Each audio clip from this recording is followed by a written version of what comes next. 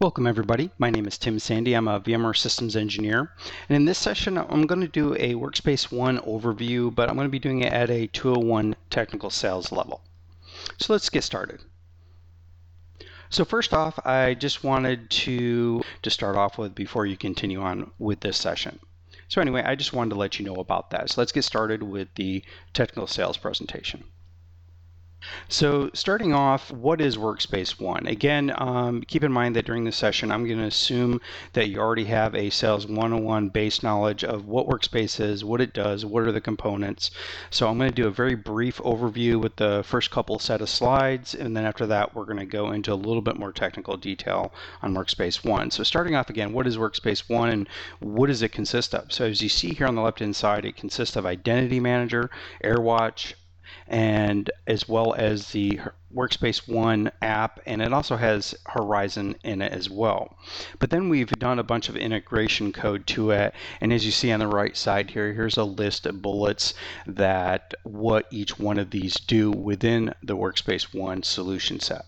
So again, this is just a quick overview in these first set of slides. So Workspace ONE has a lot of different features to it. As you see here, they're kind of broken down into main categories or areas. So starting off, the first one we're going to cover is basically choosing your device, the various different device. So let's get started with that. So Workspace ONE has a native app for iOS, Android, as well as Windows 10.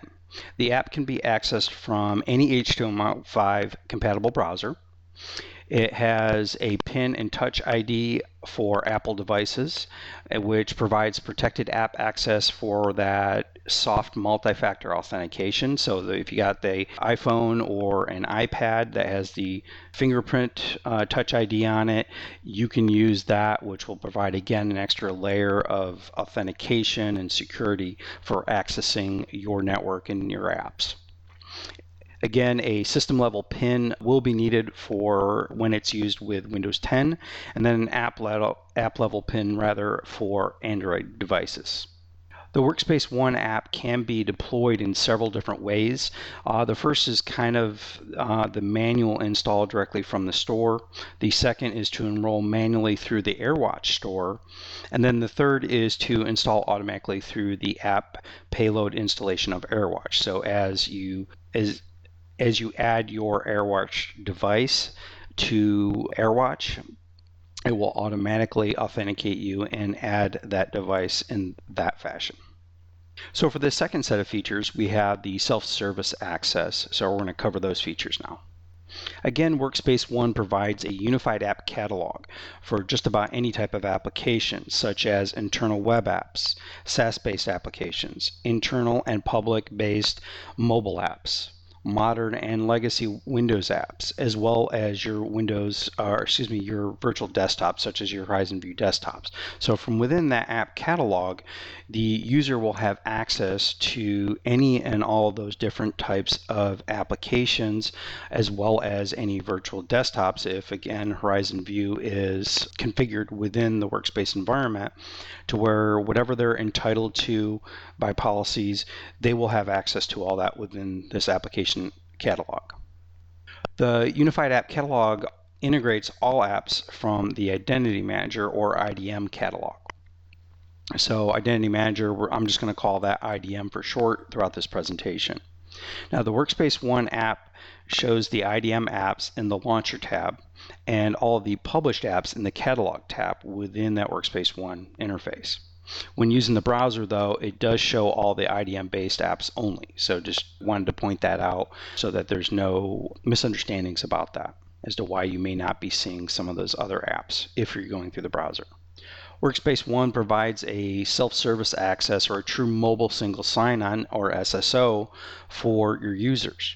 It uses a secure app token system to allow the users to access their apps on the device without the need to log in several times when using various different apps. So from, again, their phone, once they've initially signed on, whether it be, again, say if you're using an iPhone, you're using that Touch ID with your thumbprint, once you've done that and it's authenticated you, and being that device is already authenticated, you can then launch those apps from within that unified catalog and be able to launch all those applications without the need to be able to log in several times for each different type of app. So this is the case, again, no matter if the apps are on the internal corporate network or even if maybe they're SaaS-based apps in the cloud. So if you're using a SaaS-based cloud app that's companies providing that application, or whether your corporate network is extended out to their own personal cloud-based environment where their apps are residing, it doesn't matter whether it's internal or external. You'll get access to those without having to authenticate again. The benefits of this mobile SSO are that it's no longer need to implement both an IDM and AirWatch connector to sync, authenticate, and provide app access to the users. To integrate with the newer versions of IDM and AirWatch, you only need to implement the AirWatch Cloud connector for directory sync and authentication. The mobile SSO also removes the need for an internal certificate authority integration. So again, from an IT perspective, as far as implementing, deploying, and managing, it makes their job much easier. There's less to manage, less to integrate. Again, just saves time, money, and effort for the IT department as well as the business. The benefits of this mobile SSO are that it's no longer a need to implement, again, both of those AirWatch components. So now let's discuss one of the feature sets specifically around secure email, chat, and other types of content sharing within your organization in regards to Workspace ONE. Integrating email, chat, and content is easier than ever with Workspace ONE. Users can securely access their company email.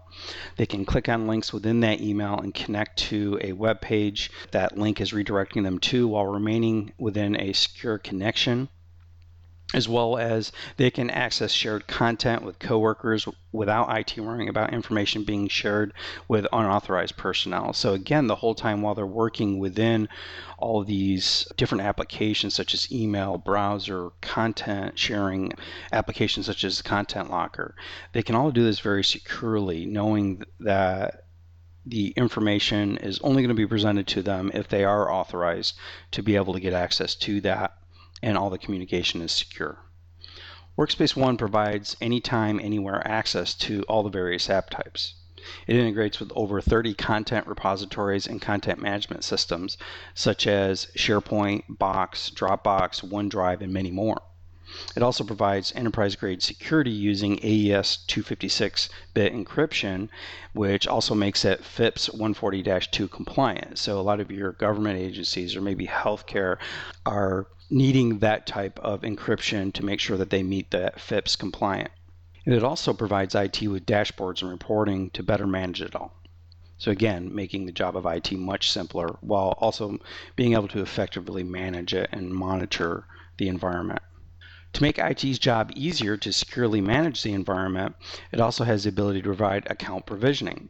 And it does this by provisioning them automatically based on security policies, as well as prevent unauthorized users from gaining email access.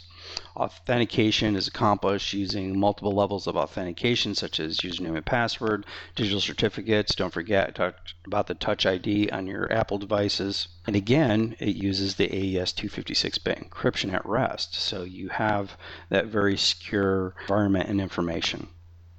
Additional capabilities are the ability to disable copy and paste functionality, prevent forwarding of emails, configure various attachment restrictions, prevent HTML content, required hyperlinks to only open in a secure AirWatch browser and not, say, the default non-secure type browsers that may be on that mobile device, as well as restrict access by disabling the use of non-compliant devices. So if there's a particular type of device that the corporation wants to say that and create a policy that says this type of device we cannot allow access to any of our resources or the network, or maybe only certain ones because they can't secure that device in the manner in which they wish, you can be very specific about saying that these devices are non-compliant, so you can restrict the access accordingly.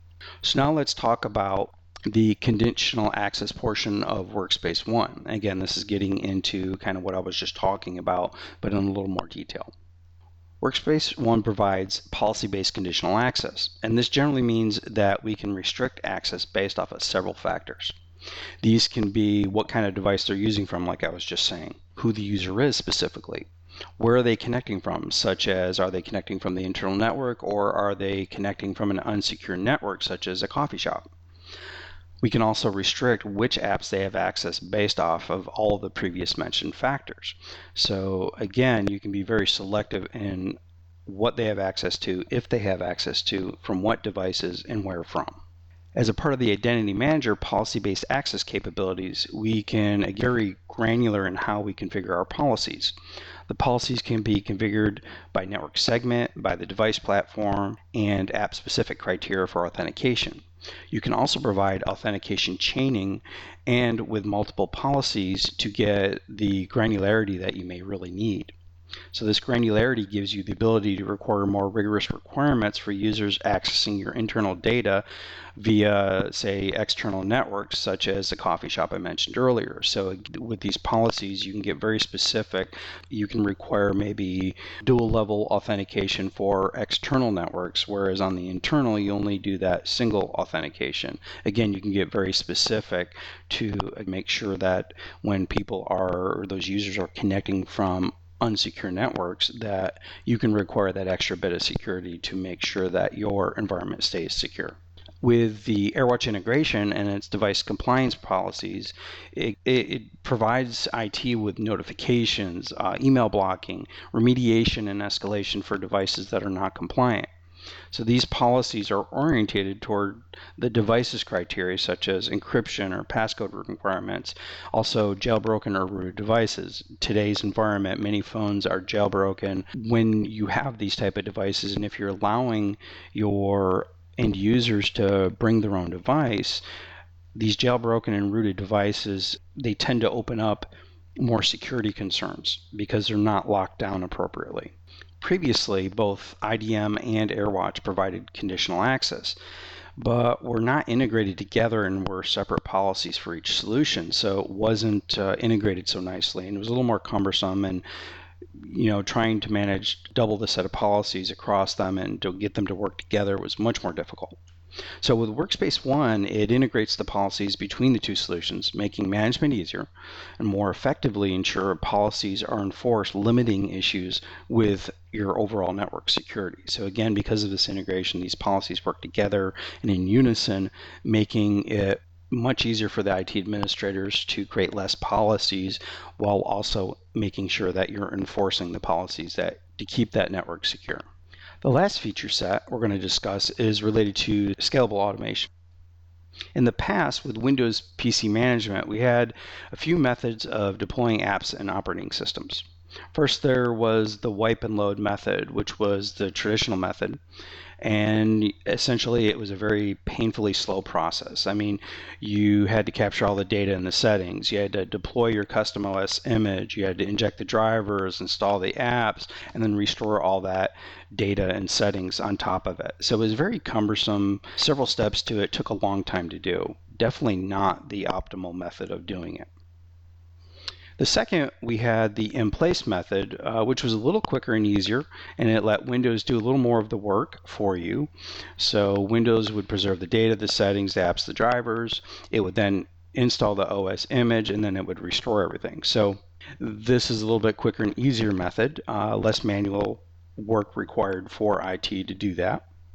But now this third and new way of managing Windows PC is with more of a provisioning method. Now this is just like we talk about when we talk about our solution sets such as thin app or app volumes, where we're provisioning applications, and it's a much better way of managing and provisioning applications. But this method now transforms it into more of like an enterprise device. So it makes deployment and management much easier and quicker to update and roll out to the network, such as application updates or OS updates. This new method of provisioning and managing the Windows PCs and apps provide capabilities such as remote delivery of apps, files, installation of drivers, and remote scripts. The control install based on certain conditions, the network they are on, as well as to be able to deploy an enterprise app catalog. So this new provisioning method of managing Windows PCs and apps provides capabilities such as remote delivery of apps, files, installation of drivers, and remote scripts. Control install based on certain conditions, the network they are on maybe, as well as deploy an enterprise app catalog. Although we have these capabilities, it is not meant to fully replace any traditional Windows management platforms such as Microsoft's SCCM or LANDesk and other type solutions like that. It is intended more for your BYOD scenarios and non-corporate image PCs. So currently there are limited management capabilities for Windows 7 as well. So keep in mind this does very much help improve the management of your Windows devices as well, but is not meant to be a total solution replacement for your platform, your management platform such as SCCM. So just wanted to put that out there. To assist in making sure your Windows devices are secure and have not been compromised, we also check the compliance status of key features such as the secure boot status, the data execution prevention status, BitLocker encryption status, anti-malware protection at boot time, as well as the rootkit detection. So we're also able to automate the delivery and enrollment through AirWatch to assist the staging and provisioning process of Windows 10. It does leverage the Microsoft Windows Imaging and Configuration Designer, or the WICD, to build the package and to deploy corporate image to a personal PC. It comes to managing the Windows 10 operating system on devices, it is geared a little bit more towards being able to deploy a corporate image out to, say, a personal device and such. It is, again, not meant to be able to fully replace a program like Microsoft SCCM. So that completes my overview of Workspace ONE from a more 201 technical sales level in comparison to the other video, which is again more at the 101 sales level. I hope this information was useful to you in regards to Workspace ONE and give you a little bit deeper insight into the capabilities, what Workspace ONE can do for you as far as your devices and applications. So that completes this session. I hope the information that I presented to you today was valuable. If you're interested in checking out previous enablement sessions I've done or even catching ones in the future, I do encourage you to go out to my social media links that you see here in the slide.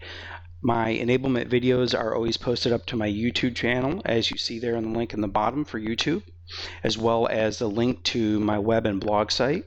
And then I also have my handles or usernames for Twitter and LinkedIn as well. So feel free to go out and connect with me onto those and check those out. Again, I hope it was beneficial for you to watch this video today, and I look forward to having you on my other sessions in the near future. Thank you and have a wonderful day.